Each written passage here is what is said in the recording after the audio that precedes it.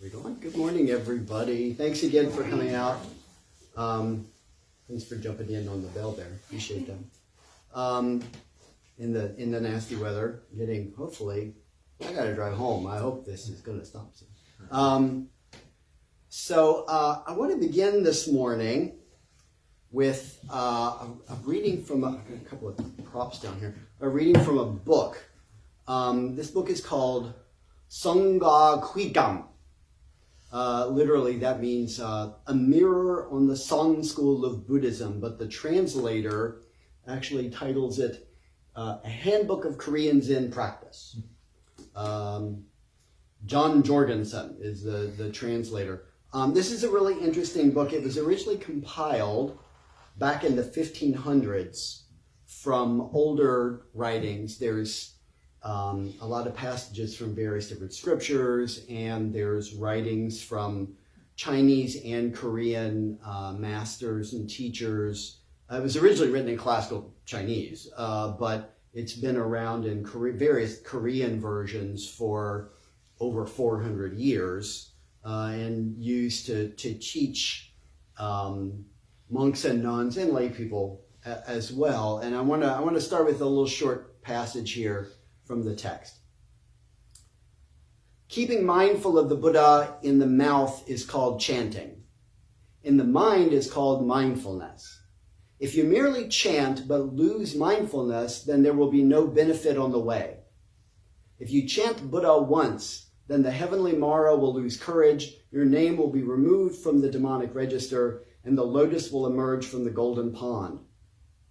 If a young child of the world is threatened by water or fire and in a loud voice yells out, then its parents, on hearing it, will urgently run to rescue it. This is like a person who, approaching the end of their life, in a loud voice chants the name of the Buddha, and the Buddha, provided with divine powers, will definitely come to help them. Therefore, the compassion of the great saint is superior to that of your parents. The pain of the birth and death of sentient beings is greater than that of water or fire.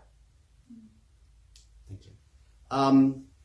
So I was driving home from work one day, a couple months ago, with my radio turned to NPR, because, of course, is anybody surprised that my radio was turned to NPR? And Fresh Air was on, if you're familiar with that show, and Terry Gross, with the wonderful voice, was interviewing Oscar Isaac. If you're not familiar with who that is, he's an actor. He's sort of one of Hollywood's darlings in the last few years. He's done big Star Wars movies, and he was in a Marvel TV show, but he's also done these little fringy, independent, low-budget, indie kind of films too. And he was talking about his training to be an actor, and he told this story about one of his acting teachers, who said, this is what his acting teacher told him about the human voice. Life squeezes us, and these are the noises we make. That line really, that resonated with me, that line. Life squeezes us, and these are the noises we make.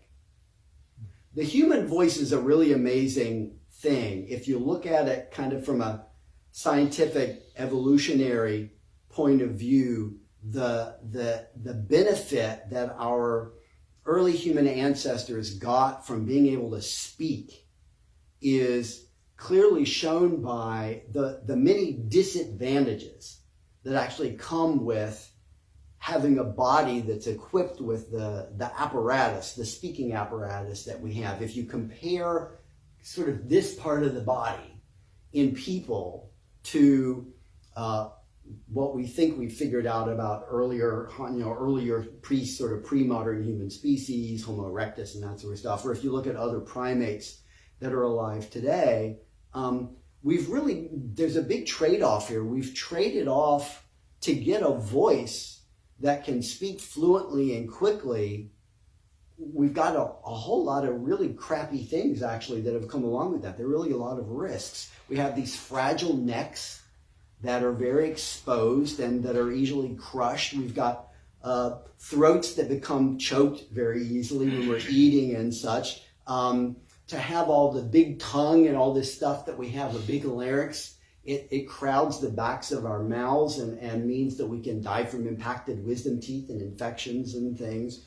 It really is a problem, actually. But the capacity that speaking gave us to communicate, to coordinate our actions with other people, hunter-gathering sorts of stuff, to form relationships, to raise children, clearly that all outweighs these kind of negative things that come along with kind of the risks of having a body that's capable of that kind of speech.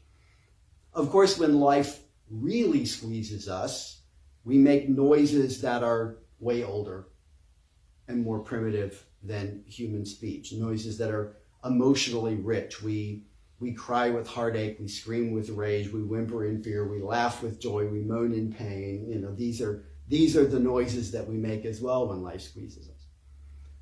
One of my favorite books about Korean Buddhism is this one. I've talked about this book before in Dharma talks I've given. It's called 6 Ways to the Heart, and the subtitle is The Essence of the Korean Buddhist Practices. And the 6 different central practices that the book explores, 3 of them are done or can be done using the voice, reciting the names of Buddhas and Bodhisattvas, reciting mantras and dharanis, prayers, and reading sutras, which can be done out loud. This is a little selection from, and this is not scripture, so you don't need it. This is a little selection from the chapter on Yompo, on reciting the names of Buddhas. Situations that are completely beyond our control unavoidably happen to us. We fall prey to sudden illnesses or are caught in hapless accidents. We are ambushed by an abrupt loss of something or someone dear to us. Achievements of a lifetime go up in smoke. Sometimes we are face to face with death, suddenly staring right into its eyes. When our backs are despairingly to the wall, it is virtually impossible to think and react with calm poise and cool reason. Except for a rare few who have attained deep samadhi, concentration, and unshakable prajna, wisdom, we sink into a bottomless pit of sorrow or wail in abysmal fear. However, bitter tears and clamoring would not solve the problem. They just invite even more grief and greater panic. If this happens, call upon Buddhas and Bodhisattvas. They took an oath that I shall remove all traces of torment and fear from all sentient beings. If you are sincere and earnest, they will answer our call without fail. They will end the reign of terror and heal the tears inside you and put the smile of a Buddha upon your lips. So if we look at chanting in Buddhist practice, the roots of it are way before there was Buddhism. If you go back to the ancient Vedic tradition of India, kind of the precursor of what today we probably call Hinduism, the chanting of hymns from the texts of the Vedas is a practice it's older than recorded time. We don't know when people started doing this. Scholars studying these hymns have found passages in those texts that are completely untranslatable because they're not actually in recognizable human language at all. Actually, probably the thing that they're closest to is bird song.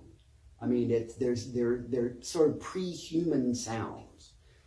Believing that sounds inherently have power to spiritually or physically change the world, even to create and preserve the world. That's an idea that predates history on the subcontinent. Again, we don't know when people started thinking that way.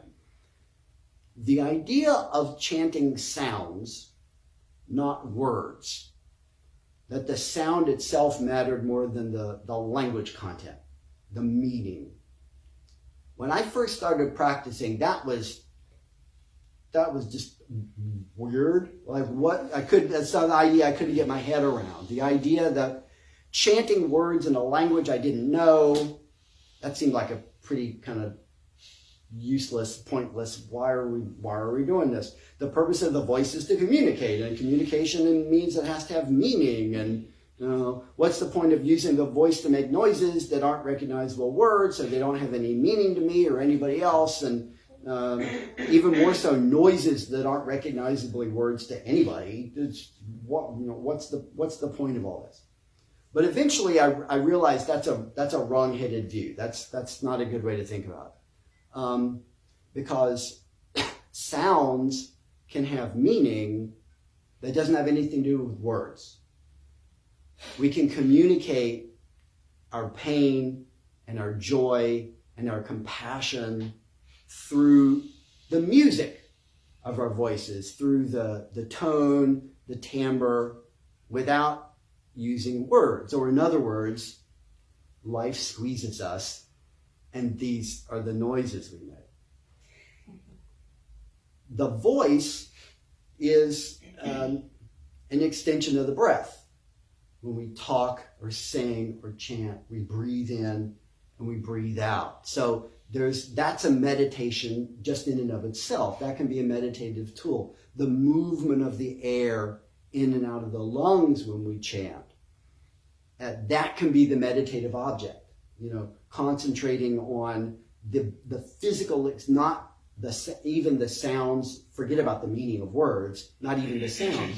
Just the physical sensation of the air moving in and out of our bodies, and the life that is. That in and of itself can be a meditative experience. And you may find that your mind responds in ways that feel even maybe deeper than you may have ever felt during the sort of typical silent, meditative, sitting still kind of experience. There's really nothing unique about this. Certainly many religious traditions around the world have practices like this. For example, if you think about in Buddhism, the practice of chanting mantras, a short phrase, a few words, a few syllables, over and over again for an extended period of time. Not sort of a long sort of narrative like lyric chant, but the same line over and over again.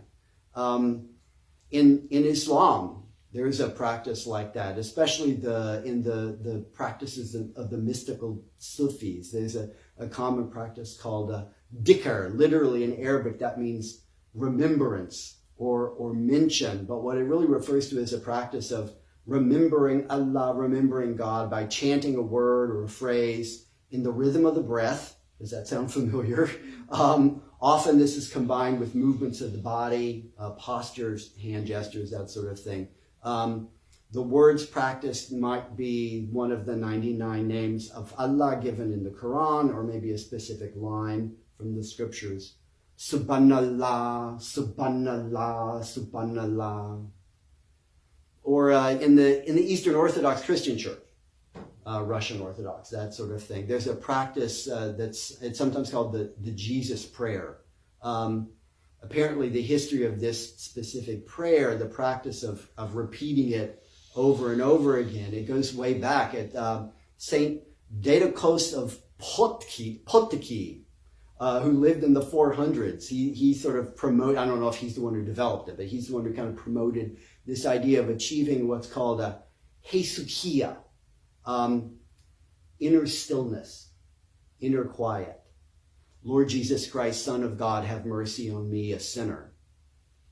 Orthodox lay people, priests, especially monks and nuns, may recite that prayer 100 times, 500 times, 1,000 times, keeping track of it with a prayer rope made of knotted wool, the same way a Buddhist, a Hindu, a Roman Catholic, a Baha'i might use a string of beads. It's the exact same idea. So you can see all of these spiritual practices, superficially they're really different, saying different sounds and so on. But the essence is the same. Using the voice as an implement, a focus to coordinate the whole person, focus entirely on that which is understood to be of ultimate meaning and value, however that's understood in that particular religious tradition. So you can think of chanting especially that kind of repetitive chanting, like of a mantra or a Buddha's name, taking that phrase and repeating it over and over again. To me, this is sort of like a drop of water falling on a rock. You know, that idea of a drip on a rock, and it looks like nothing. It looks like absolutely nothing's happening. But if that goes on long enough, it drills through the calcifications that take up the space in our hearts and our minds. Drip, drip, drip, drip. Sokamibul, sokamibul, sokamibul, sokamibul. Life squeezes us, and these are the noises we make. Now, the danger, this is a ritual, and every ritual has a danger. Any sort of ritual, actually, it's the same danger, which is that it goes from being a ritual to being a habit, right? To being something that's an object of mindfulness, to being a mindless activity, a rote activity that we do kind of thoughtlessly and unemotionally, or maybe there is emotion associated, but maybe it's boredom, right? And it's not sort of an active, beneficial kind of emotional engagement. So we need to fight that. We need to resist that. We need to try to hold on to that beginner's mind, right? To try to hold on to what that experience felt like the first time we did it, to continue to approach that kind of activity with the playfulness of a child, right? The way a child can play the same game over and over and over again, and it's just as fun the thousandth time as it was the first time. So we need to hold on to that so that the sound remains fresh, and the mind and body stay engaged with that. So as a parting thought, I'm going to go back to that 6 Ways book. This is the way the editors of the book chose to end the chapter on mantra recitation. If something nags and bothers you, sit quietly and recite mantras. How mysterious. Gone is the desire to grasp more, replaced by generosity to give. Gone is the hatred, replaced by forgiveness. Gone is the competitive need to beat others, replaced by the yearning to help them. Gone is laziness, replaced by the eagerness to work harder. Gone is the distraction and excitement, replaced by serenity. Gone is the confusion and darkness, replaced by clarity and radiance. How mysterious. Now just follow and act upon this mind. Nothing matters to you anymore. Sunbur ha Shipshio. May you, I, and all beings manifest enlightenment.